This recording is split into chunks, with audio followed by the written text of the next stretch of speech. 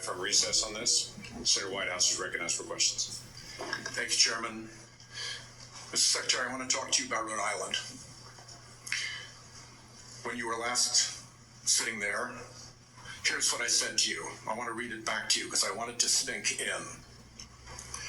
CMS has for years maintained a reimbursement system that the bureaucracy could never explain, never justify, that persistently pays Rhode Island providers less than neighboring Massachusetts and Connecticut providers, a difference of 23 and 26% in our regional healthcare market. Rhode Island's healthcare system is bleeding out because we aren't paid what neighboring hospitals and doctors are paid. And the one act that CMS took on this issue years ago was to make it worse. I raised that with you then. I've raised it since with Dr. Oz. I've raised it with CMMI Director Sutton. I would like to get action from CMS on that. One partial avenue of relief for Rhode Island is the AHEAD program. Rhode Island is a willing voluntary participant in the AHEAD program. Coming behind Rhode Island is Connecticut. What remains to be seen is whether the payment rates agreed to for Rhode Island will suffer the same discriminatory discount with respect to the AHEAD rates for Connecticut as Connecticut comes through. I've been able to get no assurances from CMS that they care one whit about this payment differential or that they see AHEAD as a means of resolving this injustice. Mr. Kennedy, our healthcare system is teetering as a result of this. This is not a casual matter, and I would really like to see you and Dr. Oz and Mr. Dutton put your attention onto this Rhode Island problem.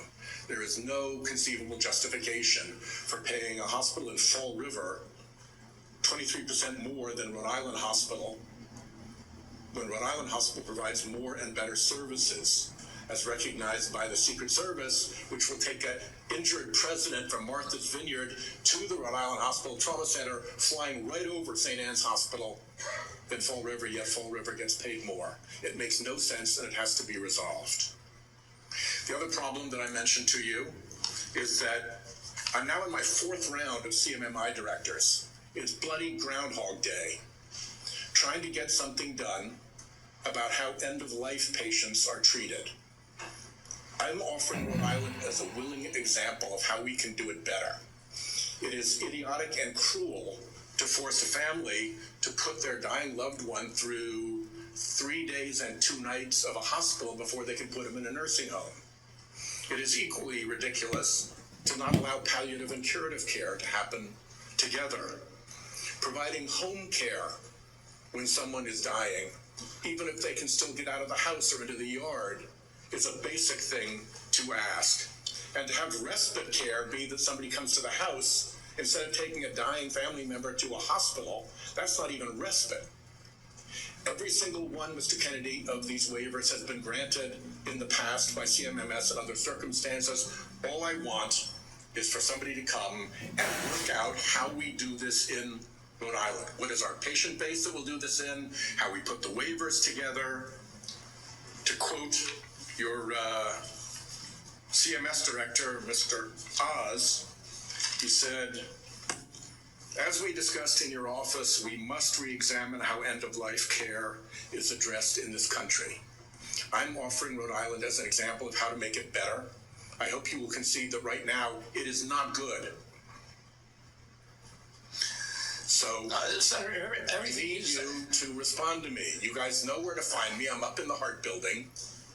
Yeah. I've reached out. We've tried for meetings, and the progress in all 3 of those areas, fixing the payment gap, getting ahead balanced regionally, and following through on our desire to do good things, improving end-of-life care with waivers you guys have already granted, has gotten me so far no place. And forgive my impatience, a lot of it predates you. I put a hold on Biden nominees because I was getting jerked around by your bureaucracy.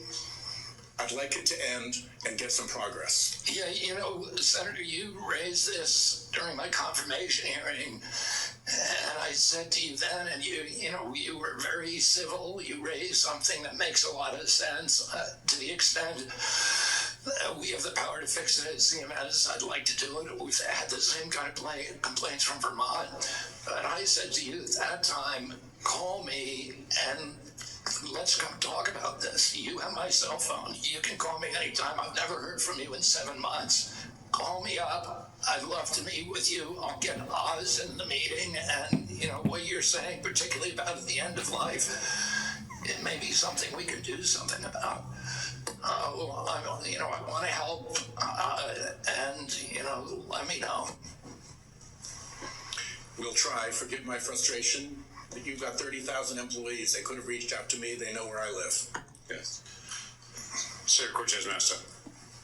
Secretary Kennedy, thank you for being here. In May, you said, and I quote, "I stand with President Trump to say, no more middlemen, no more foreign freeloaders, no more skyrocketing drug prices. We're putting American patients first and taking on big pharma to make America healthy again." Yet your record tells a different story. In July, Republicans handed Big Pharma a massive win. Their big, beautiful bill that they just passed shields billion-dollar drugs like Keytruda, the world's top-selling cancer drug, from Medicare negotiation. Keytruda has been on the market since 2014. It pulled in nearly $18 billion last year in the United States alone.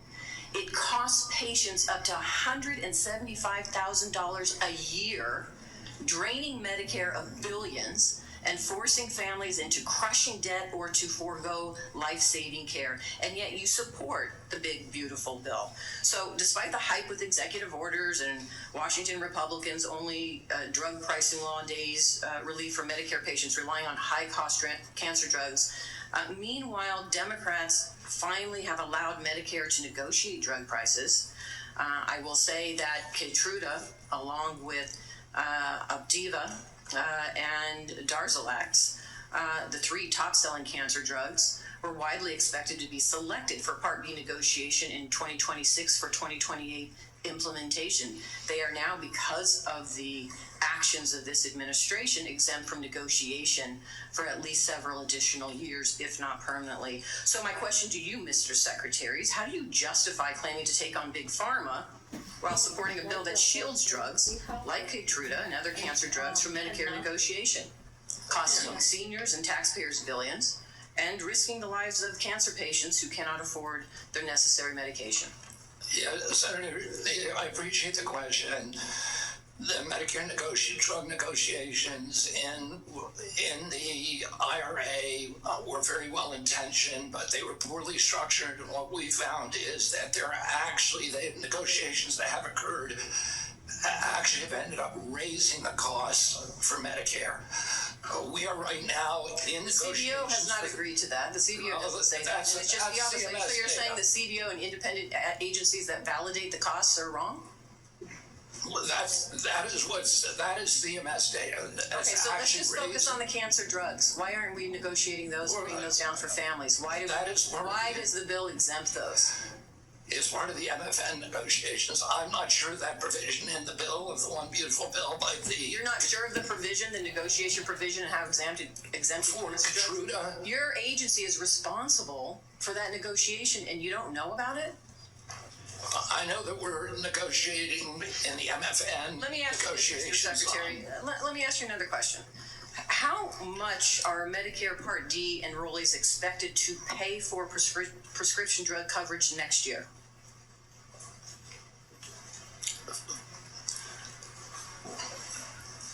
I think that is in debate right now. Let me tell you. Are you talking about the rate? They are going to pay $15 more than last year, up to $50 a month. $15 more! How much are Medicare Part B premiums expected to increase next year? I don't know. I've talked to Dr. Oz about this. I think it's 60%. Supposed to increase about 11.6% or $21.50 more each month. And again, last time you were before me, you couldn't answer the questions of the very agency and the authority that you have to address these issues. Next year, seniors and families are facing higher healthcare costs across the board, 23 million people on Medicare with a standalone Part D drug plan could see their premiums rise to $50 a month, up from $35, because the Trump administration is cutting the federal subsidy that has been keeping costs down. Part B premiums will jump 11.6% to $206 a month in 2026, one of the largest single-year increases in decades. And so for an administration that claims it is lowering costs, my question to you is, what are you going to do to keep costs down for seniors? I mean, I'm already doing I'm already keeping costs down. What are you doing to keep costs down for seniors?